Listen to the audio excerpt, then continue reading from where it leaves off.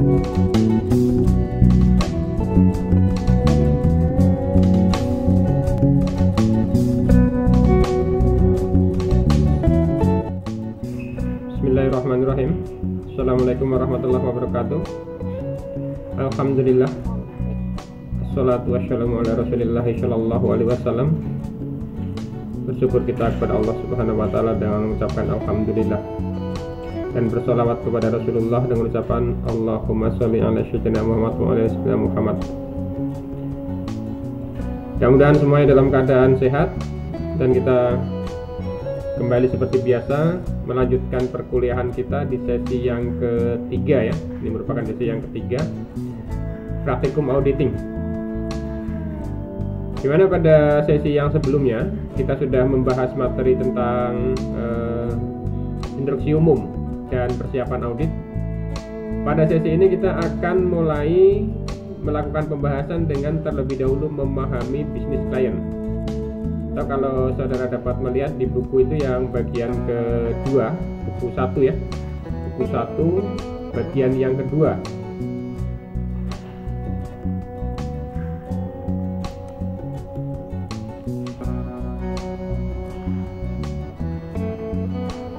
Bisa dilihat yang saya share ya. Jadi ini dapat dilihat di buku 2, buku 2 yang buku 1 ya, buku 1 bagian 2 maksudnya, buku 1 bagian kedua. Sana ada berkas permanen. Isi daripada berkas permanen ini sebenarnya adalah akan bercerita tentang perusahaan yang akan kita audit. Dimana yang pertama di sini ada sejarah dan latar belakang perusahaan. Jadi PT Subus, ini nama PT yang akan kita audit namanya ya, PT Subus, didirikan tanggal 23 April 2011 dengan akta notaris James. Ya, ini nomornya. Kemudian ini informasi lain bisa saudara baca dalam bukunya atau di monitor ini.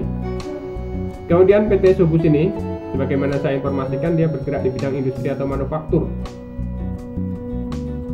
Dan kepemilikan sahamnya di sini ada 2.220 lembar per lembar ya, per lembar saham. Ini secara total ada 1000 lembar saham. Jadi ada kepemilikan oleh perusahaan, ada pribadi. Ini 500, ini 450, ini 50. Jadi secara total dia adalah 1000, dan jumlah ini adalah 2.220 juta. Ini total modal dari PT Subusnya. Karena tadi per lembarnya adalah 2.220.000. Kemudian yang berikutnya di sini ada gambaran struktur organisasi. Ini struktur organisasi daripada PT Subus. Di halaman berikutnya ini dapat saudara lihat ya. Ini ada masing-masing bagian. Namun untuk yang struktur ini, struktur organisasi, saya tidak akan membahas satu persatu atau membacakan satu persatu, karena di sini hanya merupakan bagian beserta tugas-tugasnya gitu. Jadi untuk lebih jelas saudara bisa langsung saja membaca yang ada di buku. Ini saya skip saja. Untuk yang struktur organisasi silahkan nanti dibaca setelah ini ya, apa tugas dari masing-masing bagian. Yang lebih penting saya langsung ke ini, kebijakan dan prosedur akuntansi, karena inilah yang akan mempengaruhi bagaimana nanti kita dalam melakukan audit.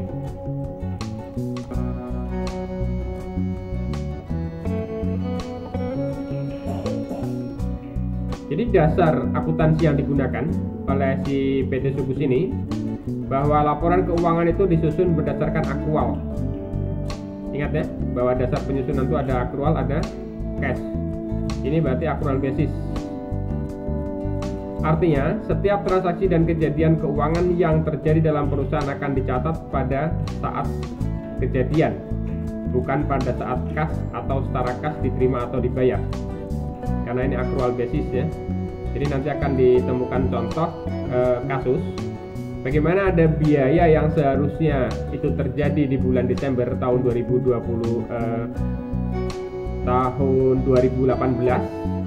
karena pembukanya tahun 2018 ya.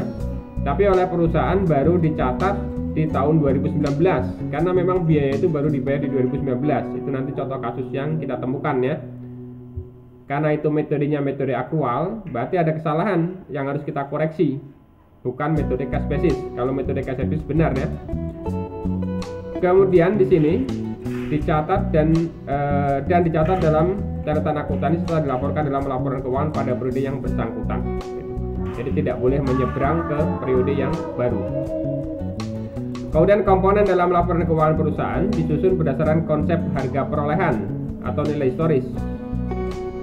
Laporan arus kas disusun berdasarkan konsep kas dengan metode langsung. Jadi perlu saudara ingat bahwa dalam menyusun laporan arus kas ada dua metode yang bisa kita gunakan, yaitu metode langsung dan metode tidak langsung ya. Jadi sini perusahaan menggunakan metode langsung. Tentu kita juga harus tahu apa bedanya dan bagaimana bedanya cara menyusun arus kas dengan metode langsung dan metode tidak langsung. Tentu ini sudah kita pahami dari pelajaran kita di dasar-dasar akuntansi ya, atau pengantar akuntansi 1 dan 2 dulu tentang laporan keuangan, yaitu bagaimana menyusun laporan arus kas.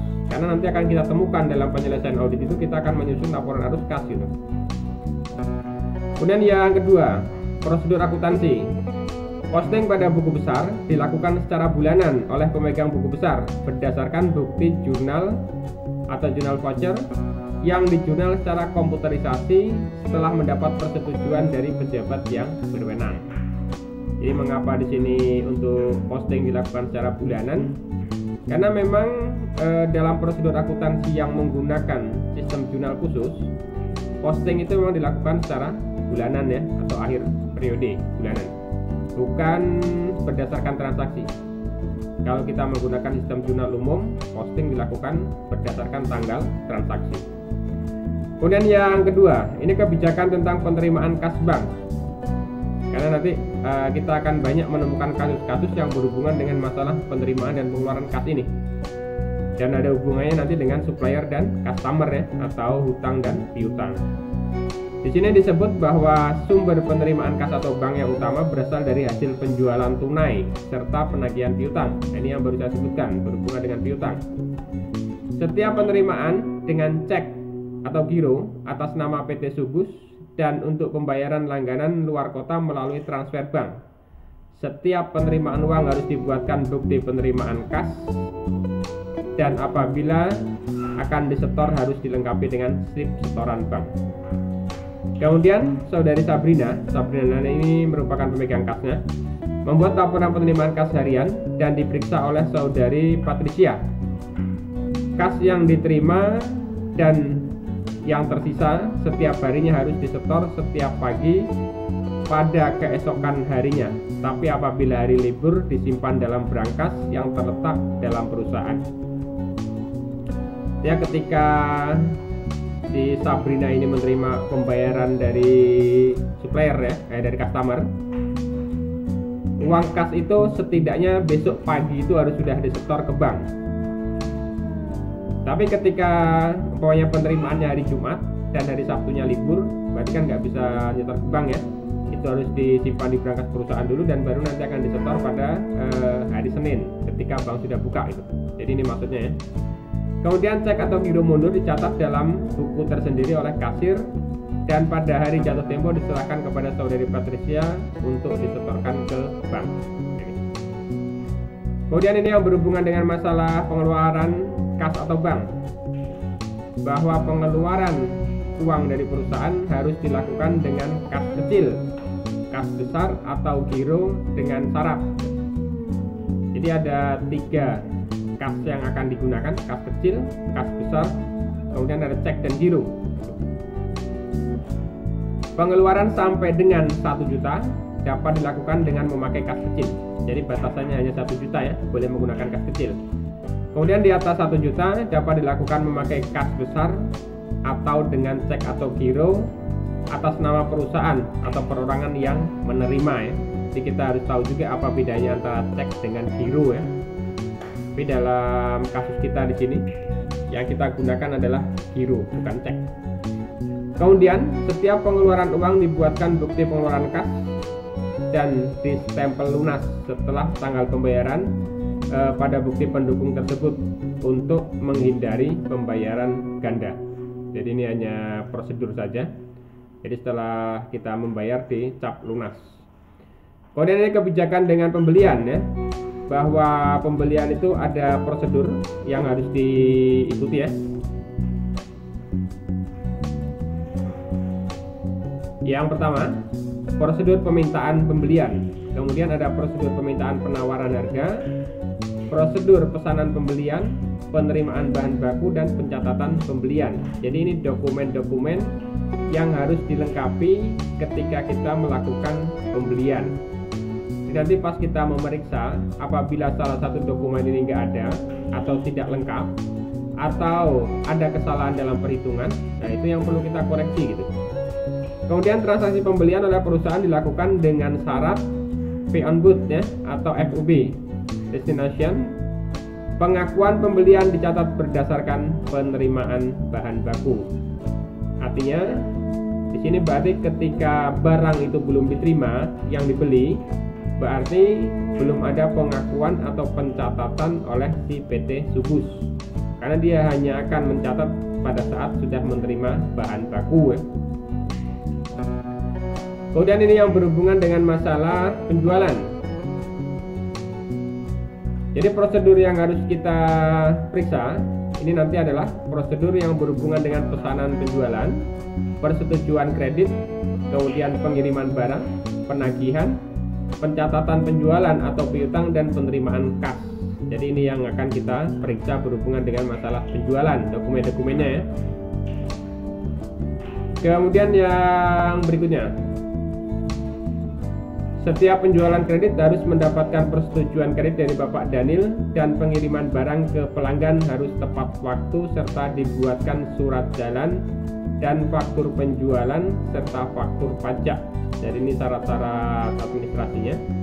Transaksi penjualan oleh perusahaan dilakukan dengan syarat SOP destination point ya. Jadi sama ya.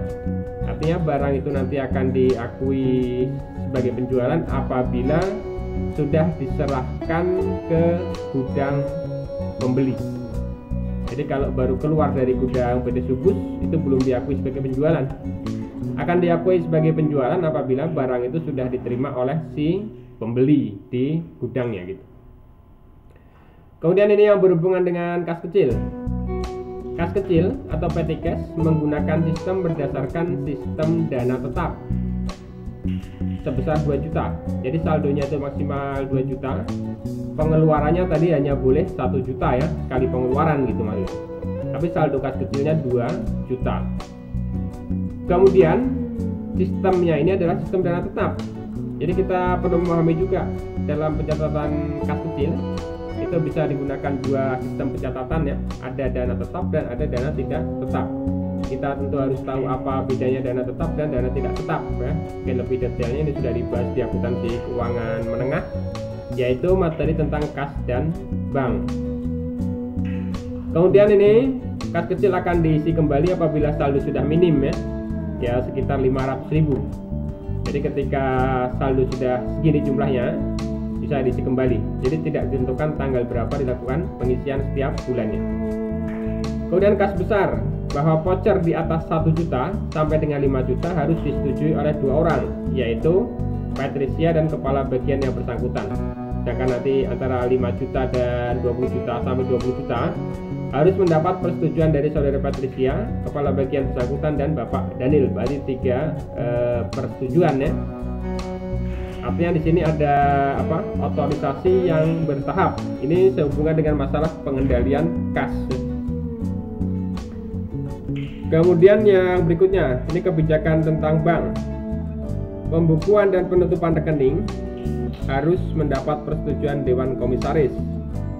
Kemudian penandatanganan cek atau giro Bapak Emil, Direktur Peswat, dan diskonter oleh Mr. Melinda untuk jumlah yang tidak terbatas, sedangkan Bapak Daniel dan Ibu Destri untuk jumlah yang hanya sampai 20 juta ini tadi. Nah, ini tadi hanya sampai 20 juta batasannya. PD lebihnya harus mendapat persetujuan dari pihak lain ya. Ini si PT Suat ini si pemegang saham yang 500 tadi sahamnya. Di bagian pertama tadi ada ya, pemegang saham. Nah, ini PT Suat.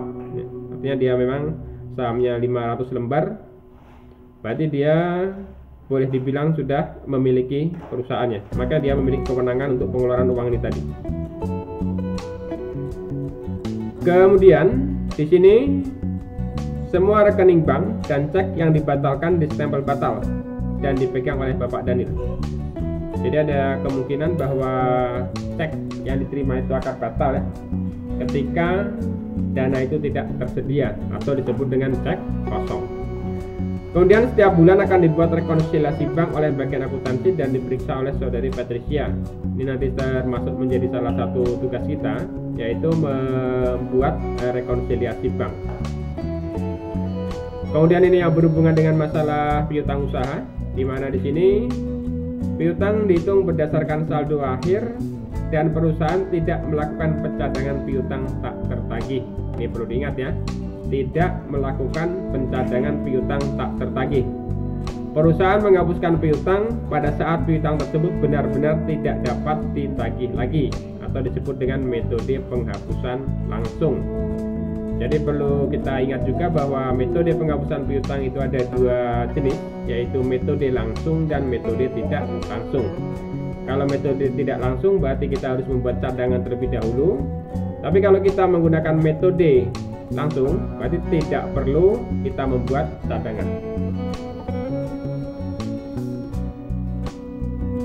Kemudian yang berhubungan dengan persediaan, bahwa untuk mencatat persediaan di sini metodenya adalah metode FIFO atau masuk pertama keluar pertama ya, send best out, dan dicatat dengan sistem persediaan perpetual atau perpetual inventory system ya.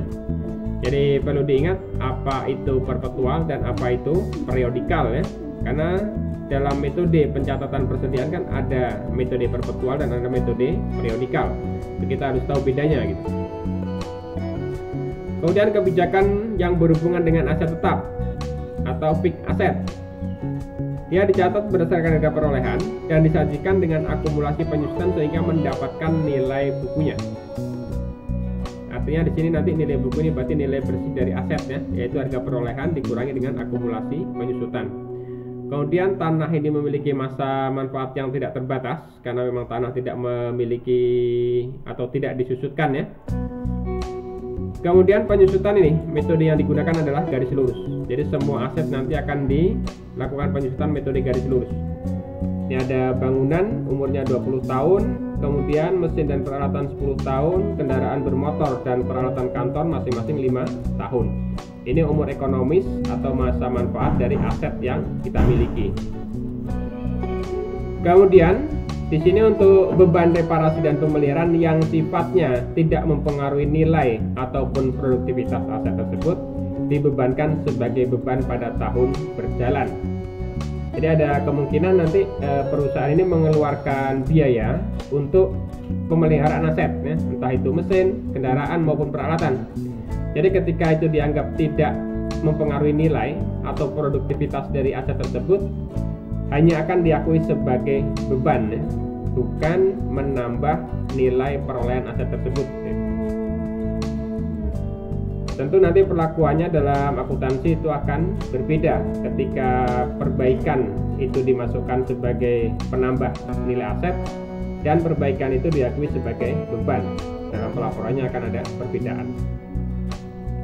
Kemudian yang berikutnya, ini berhubungan dengan masalah kode akun ya. Jadi ini kode akun yang digunakan oleh si PT Sugus.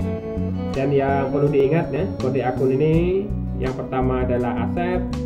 Ya, ada aset lancar, kemudian di sini ada aset tidak lancar.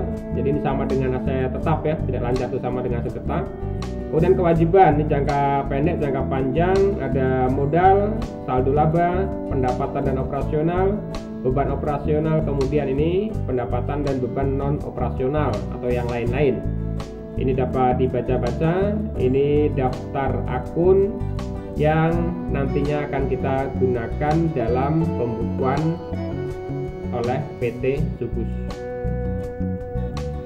Kemudian yang berikutnya, ini tentang struktur organisasi. Tadi sudah di awal ada masing-masing bagiannya ya, masing-masing tugasnya apa-apa saja. Nah ini dilihat struktur organisasinya seperti ini. Jadi ada RUPS, ada Dewan Komisaris, Direktur Utama, kemudian ada manajer, ada kabak, kemudian ini pengadministrasinya. Kemudian di sini ada ini yang berhubungan dengan masalah SOP ini namanya ya. SOP, standar operasional prosedur.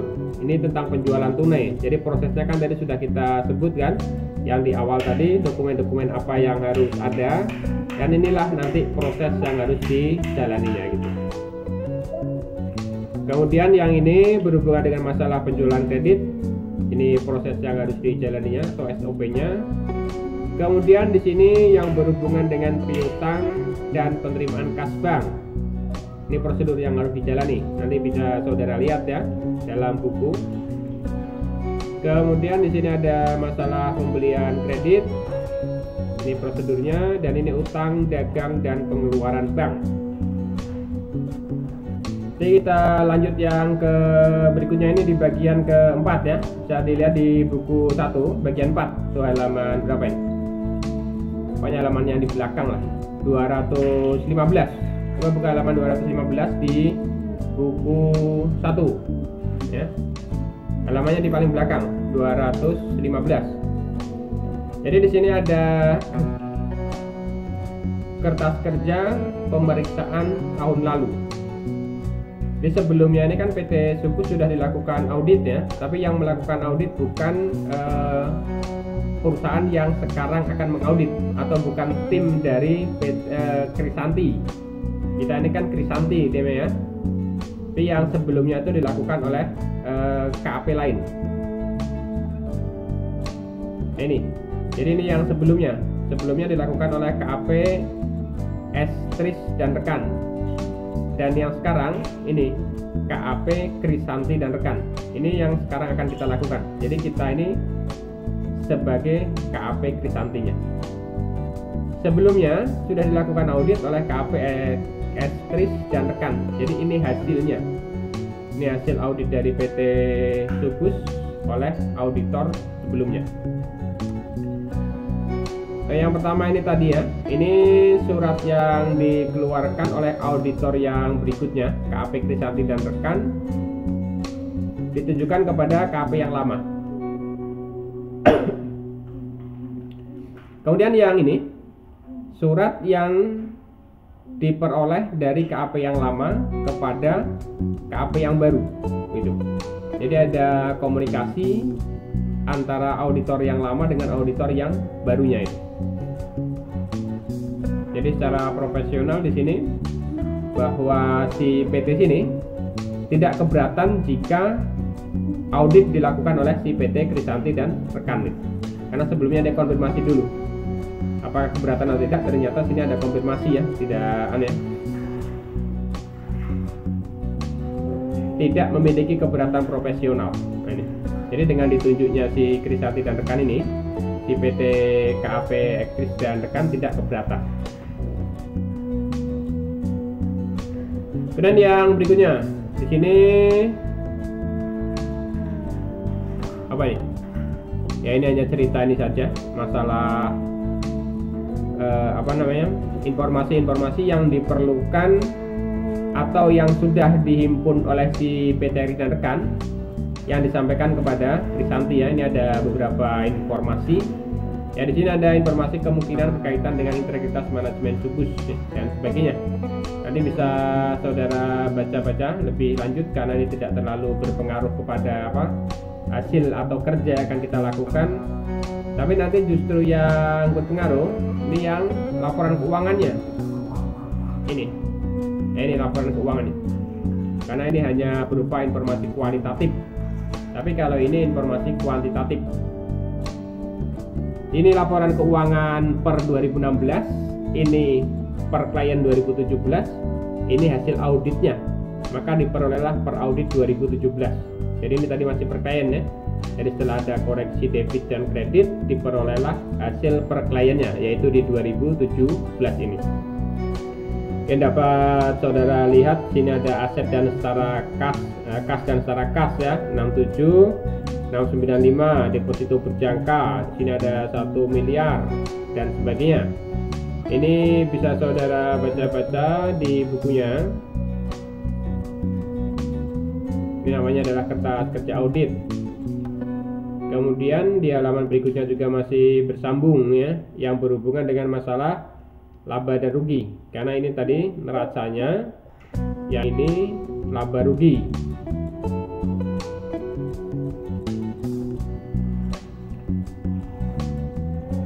Jadi nanti kertas kerja kita yang tahun 2018 itu akan mengambil data dari sini. Untuk yang tahun 2017 ya, kita ambil dari per audit 2017. Jadi ketika ada data 2017 yang harus kita isikan, kita jangan ngambil dari per klien, tapi mengambil data yang sudah dilakukan audit.